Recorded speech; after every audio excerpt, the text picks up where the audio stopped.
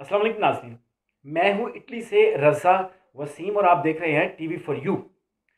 Ataullah Tarar deputy general secretary Muslim League Noon, उनको आज police की वर्दी पर हाथ डालने के जुर्म की पादाश में जेल में बंद कर दिया गया है और मुख्तलिफ गुजरांवाला डिवीज़न के जो पीएमएल नून के रहनुमा हैं और कारकुन हैं, उनको भी उनके साथ जेल में बंद किया गया है।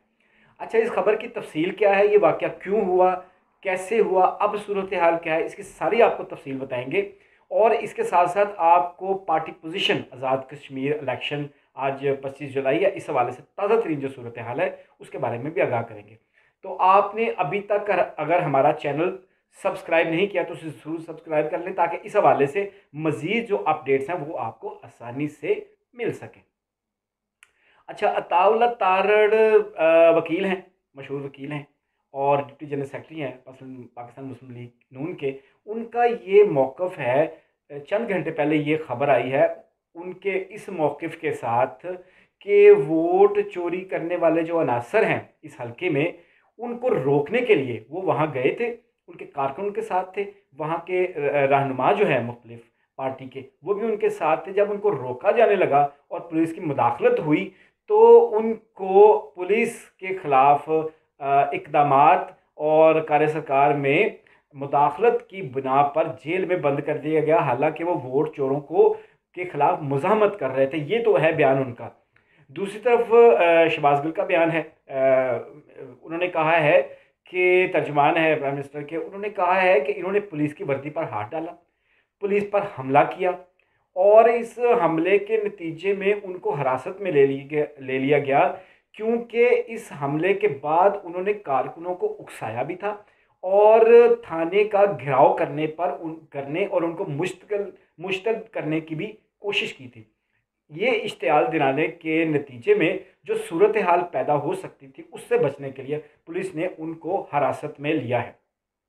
अच्छा, ये दूसरी बड़ी खबर है आज 25 जुलाई को जो मुस्लिम लीग नून को मिली है गुजरांवाला की तरफ से। इससे पहले आज सुबह एक वाक़या इसी तरह का और हुआ था जिससे मुस्लिम लीग के बारे में एक तासुर जो है नेगेटिव वो भी सामने आया था और सोशल मीडिया पर इसकी बहुत ज़्यादा चर्चा इसका हुआ। अच्छा, उसके बारे में बात करते हैं। इस्माइल गुज्जर की मैं बात कर रहा हूँ। उन्होंने आज सुबह, जब उनका भी मौक़िफ़ यही था कि वो वोट चोरों के ख़िलाफ़ मुज़ाहमत कर रहे थे, लिहाजा उनको रोका गया। गवर्नमेंट हाई स्कूल 2 में डीसी जो हैं इस शहर के, वो दौरा कर रहे थे, तो उन्होंने इनके कारकुनों को और पोलिंग एजेंटों को जो अंदर मौजूद थे उनको बाहर निकाल दिया। ये पॉइंट ऑफ व्यू था चौधरी इस्माइल गुज्जर का। इसके जवाब में जो वज़ाहत जो बयान सामने आया था इंतज़ामिया का, उनमें ये कहा गया था कि ये जो पोलिंग एजेंट हैं मुतल्लिका जगह से आगे बढ़कर जो जो गिनती का जो एरिया है वक्त से पहले उसमें दाखिल हो गए थे और मुदाखलत कर रहे थे, लिहाजा इनको बाहर निकाल दिया गया है। लेकिन इस्माइल गुज्जर का ये भी कहना था कि उनका पोलिंग स्टेशन जो है उसको भी उखाड़ दिया गया। इंतज़ामिया मौजूद थी, इंतज़ामिया ने कोई मज़ाहमत नहीं की, किसी को नहीं रोका। तो ये इन 2 बातों की बुनियाद पर इस्माइल गुज्जर मुश्तिल हो गए और उन्होंने कहा कि ये जो कुछ हो रहा है इस तरह तो इंडिया में भी नहीं होता। अगर आप ये सब कुछ नहीं रोकेंगे तो फिर मैं इंडिया से मदद मांगूंगा। यानी उन्होंने इंडिया को इस मामले में इन्वॉल्व करने की धमकी दी। दूसरी बात उन्होंने ये की, असल में ये एक तरह का इंतबा था उनका, लेकिन धमकी की सूरत कुछ और थी। उसमें उन्होंने ये कहा था कि अगर इस इलाके में अमन-ओ-मान कायम करने के लिए कोशिश ना की गई तो फिर हम भी अमन-ओ-मान को ख़राब करेंगे, यहाँ पे फिर बंदे मारे जाएंगे। इस तरह के बयानात उन्होंने दिए। ये 2 खबरें इस एतबार से बड़ी इंपॉर्टेंट हैं कि इसी दौरान जो इतलात आनी शुरू हो गई थी, रिज़ल्ट्स की गिनती शुरू हो चुकी थी और ये जो अताउल्ला तारड़ का वाक़या ये तो चंद घंटे पहले का है। इसी दौरान ये जो इतलात आई हैं और ये जो नताइज आए हैं, यकीनी तौर पे इन दोनों वाक़यात के बाद ये जो इतलात आ रही हैं नताइज की, ये भी मुस्लिम लीग नून के लिए कोई अच्छी नहीं है। मुख्तलिफ़ अखबारात और मुख्तलिफ़ टीवी चैनल जो हैं थोड़े थोड़े फ़र्क के साथ अपने अपने ज़राए से जो नताइज गैर हतमी और गैर सरकारी वसूल कर रहे हैं, उसके मुताबिक पीटीआई जो है उसके पास 25 सीटें हैं। 25 सीटें आज़ाद कश्मीर इलेक्शन में पीटीआई ने जीत ली हैं। 7 सीटें जो हैं वो पीपी के पास हैं, यानी पीपल्स पार्टी के पास हैं, और 5 नशिस्तें हासिल की हैं मुस्लिम लीग नून ने। अच्छा, मुख्तलिफ सर्वे और मुख्तलिफ तरह की आरा आ रही थी, जिसमें पहले से ही कहा जा रहा था कि तहरीक इंसाफ ये इलेक्शन जो है वो जीत लेगी।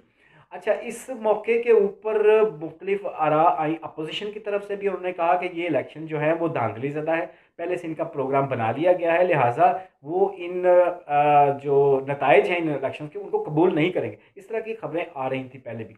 अभी सारे नताइज नहीं आए हैं।